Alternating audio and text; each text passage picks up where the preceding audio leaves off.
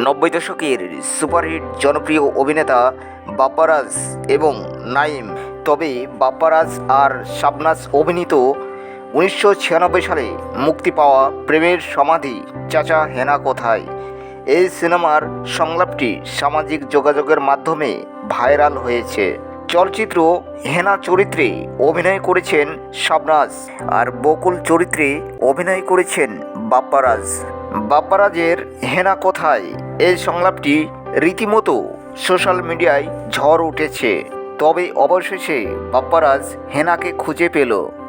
একটি video Facebook পোস্টে দেখা গেছে, একটি গাড়িতে করে এসে বাপ্পারাজ নাইমকে জিজ্ঞাসা করছেন, নাইম ভাই হেনা কোথায়?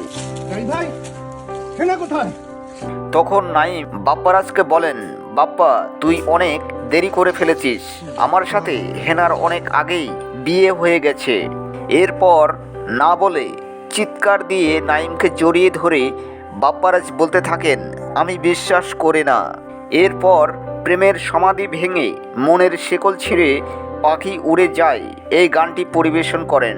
তবে সামনে দিয়ে হেনাকে হেঁটে যেতে দেখা যায়।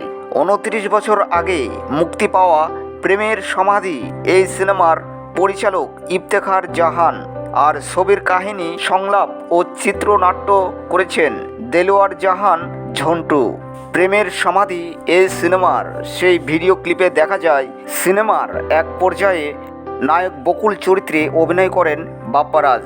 দীর্ঘদিন পর বাড়ি ফিরে এসে দেখে হেনার বাড়িঘর সাজানো। তাই হেনার বাবাকে জিজ্ঞাসা করেন, চাচা বাড়িঘর এত সাজানো কেন, আর হেনা কোথায়? জবাবে চাচা বলেন, হেনাকে তুমি ভুলে যাও, হেনার বিয়ে হয়ে গেছে। আর তখনই বাপ্পারাজ বলেন, আমি বিশ্বাস করি না।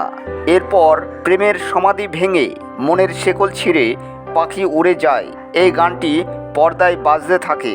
অনেকটা মজার ছলে সেই দৃশ্যই রিমেক করেছেন বাপ্পারাজ, নাইম, শাবনাজ এবং সকলেই মিলে। বন্ধুরা, ভিডিওটি যদি ভালো লাগে তাহলে চ্যানেলটি সাবস্ক্রাইব করে পাশে থাকেন। কাউকে ভালোবাসবেন না।